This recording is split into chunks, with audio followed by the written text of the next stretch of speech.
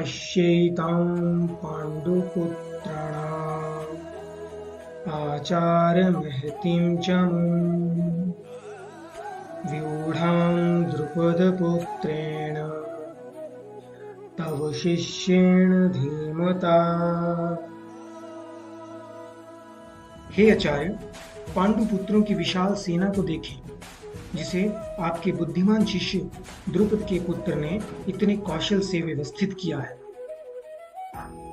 दोस्तों, इस श्लोक के माध्यम से हमें दुर्योधन और द्रोणाचार्य के अलावा दो और कैरेक्टर्स हमें मिलते हैं जिनके बारे में चर्चा हुई है, द्रुपद और धृष्टद्युम्न के बारे में। थोड़ा सा इसके बारे में जान लेते हैं हम पहले। देखिए, अर्जुन की पत्नी द्रौपदी के पिता राजा द्रुपद के साथ द्रोणाचार्य का कुछ राजनीतिक झगड़ा हो गया था। पहले इस झगड़े के फलस्वरूप द्रुपद ने एक महान युद्ध संपन्न किया जिसमें उन्हें एक पुत्र की प्राप्ति हुई और उसे एक वरदान था कि वह द्रोणाचार्य का वध कर सकेगा। और द्रोणाचार्य को भली भांति इसके बारे में ज्ञात था।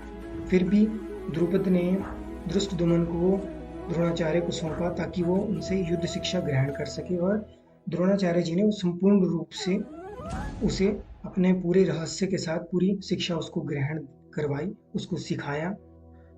इसके पश्चात धृष्टद्युम्न कुरुक्षेत्र की युद्ध भूमि में पांडवों का पक्ष ले रहे थे और द्रोणाचार्य के सामने खड़े होकर उनके ही द्वारा सीखी हुई शिक्षा से उन्होंने एक व्यूह रचना की थी। दुर्योधन ने द्रोणाचार्य की इसी दुर्बलता की ओर उंगली उठाते हुए, इंगित करते हुए उन्हें बार बार ये बताया, यह समझाया कि देखिए, आपके ही द्वारा सिखाया शिष्य आप हमारे समक्ष खड़ा हो गया है। और इसी को बार बार उन्होंने इंगित किया। वो इसलिए किया क्योंकि वो सजग रहें और उनसे बिल्कुल भी किसी प्रकार का कोई समझौता ना करें।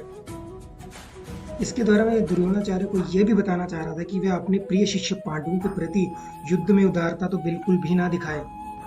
विशेषकर अर्जुन उसका अत्यंत प्रिय और तेजस्वी शिष्य था। इसीलिए दुर्योधन को यह डर था कि अगर द्रोणाचार्य जी पांडवों को अपनी उदारता दिखाएंगे, जिस कारणवश ऐसा ना हो कि हमारी जो हार है वो निश्चित हो जाए।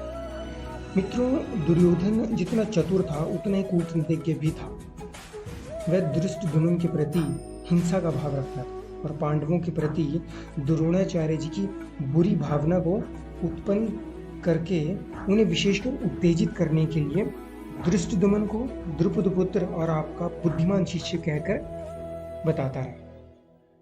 और इन शब्दों के द्वारा मैं उन्हें ये समझा भी रहा था कि देखिए, द्रुपद ने आपके साथ पहले बुरा बर्ताव किया, फिर उसने आपका वध करने के लिए यज्ञ करवाया और जिसमें उसने धृष्टद्युम्न जैसे पुत्र को प्राप्त किया।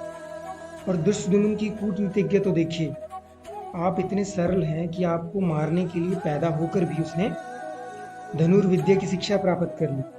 फिर उस समय भी उसकी बुद्धिमानी देखिए कि उसने आप लोगों को छकाने के लिए कैसी सुंदर व्यूह रचना रची। ऐसे पुरुष को पांडवों ने अपना प्रधान सेनापति बना लिया। अब आप ही विचारिए आचार्य जी कि आपका क्या कर्तव्य होना चाहिए इसके प्रति। तो ये कुछ शब्द थे दुर्योधन के, ये कुछ चतुरता थी दुर्योधन की जो बार बार इंगित कर रही थी, द्रोणाचार्य जी को उकसा रही थी पांडवों के प्रति। मित्रों, यहाँ पर एक प्रश्न उठता है कि दुर्योधन ने पांडवों की सेना को बड़ी या विशाल सेना क्यों संबोधित किया, और उन्होंने आचार्य द्रोणाचार्य जी को क्यों कहा कि हे आचार्य, इस व्यूहाकार खड़ी हुई पांडवों पुत्रों की सेना को देखिए। ऐसा क्यों अनुरोध किया? क्योंकि जबकि कौरवों के पास 11 अक्षौहिणी सेना थी और पांडव सेना के पास केवल और केवल 7 ही अक्षौहिणी सेना थी।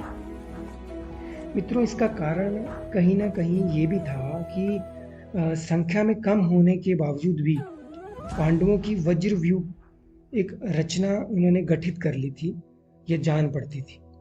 अब वज्र व्यूह में ये कहा जाता है कि एक बार शत्रु उस वज्र व्यूहकार रचना में अंदर घुस तो जाता है, परंतु वो मृत्यु के बाद ही बाहर निकल पाता है। और दूसरी बात ये भी है कि संख्या में अपेक्षाकृत कम होने पर भी वह जो पांडवों की सेना थी वो सुव्यवस्थित मालूम जान पड़ती थी और शक्तिशाली तो खैर थी ही। इसलिए दुर्योधन कह रहे थे कि आप इस व्यूहाकार खड़ी हुई सुव्यवस्थित विशाल सेना को देखिए और ऐसा उपाय सोचिए कि जिससे हम लोगों की विजय हो सके। दोस्तों, उम्मीद है आपको आज का वीडियो पसंद आया होगा। अगर आप भगवद गीता के ज्ञान और इसे जीवन में लागू करने के तरीकों में रुचि रखते हैं तो हमारे चैनल को सब्सक्राइब करना ना भूलें और नोटिफिकेशन बेल को ज़रूर दबाएं ताकि आप कोई भी नया वीडियो मिस ना करें। अगले वीडियो में हम भगवद गीता के पहले अध्याय के चौथे, पाँचवें और छठे श्लोक पर गहराई से चर्चा करेंगे। तो जुड़े रहें और इस आध्यात्मिक यात्रा में हमारे साथ चलें। अगर आपको ये वीडियो पसंद आया है तो इसे लाइक ज़रूर कीजिएगा और अपने दोस्तों के साथ शेयर ज़रूर कीजिएगा। अपनी राय और सवाल नीचे कमेंट में ज़रूर लिखें, हम आपके विचार जानने के लिए उत्सुक हैं। धन्यवाद और अगले वीडियो में फिर मिलेंगे। जय श्री कृष्ण।